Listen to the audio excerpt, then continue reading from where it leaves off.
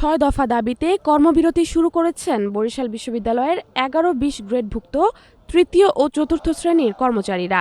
রবিবার সকাল থেকে কাজে যোগ না দিয়ে প্রশাসনিক ভবনের সামনে অবস্থান নেন তারা। কর্মবিরতিতে প্রায় ১৬০ জন কর্মচারী অংশগ্রহণ করেন। আন্দোলনকারীরা সিন্ডিকেট অনুমোদিত অতিরিক্ত সময়ে কাজের বকেয়া বিল পরিশোধ, সরল সুদে গৃহ নির্মাণ ঋণ প্রকল্প চালু, সার্ভিস রুল প্রণয়ন এবং নিজস্ব পেনশন বিধিমালা পাশ না হওয়া পর্যন্ত সরকারি বিধি অনুযায়ী সুবিধা বাস্তবায়ন সহ ৬ দফা দাবি জানান। দাবি পূরণ না হলে আন্দোলন আরও কঠোর করার হুঁশিয়ারি দিয়েছেন তারা।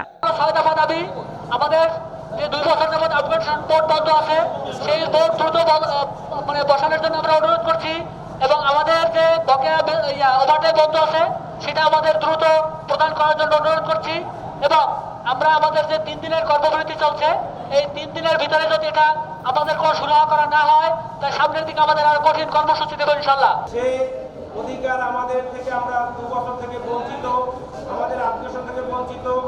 আমরা এক্সট্রা যে পরিশ্রম করি ৮ ঘন্টা ডিউটির পর, সেই ওভারটাইম ২ বছর ধরে ওভারটাইম থেকে আমরা বঞ্চিত। আমরা যে হালাল পথে ইনকাম করে যে সব অল্প টাকা বেতন পাই সেই টাকা দিয়ে আমরা ওভারটাইম করিয়া আমরা সেই ওভারটাইমের টাকা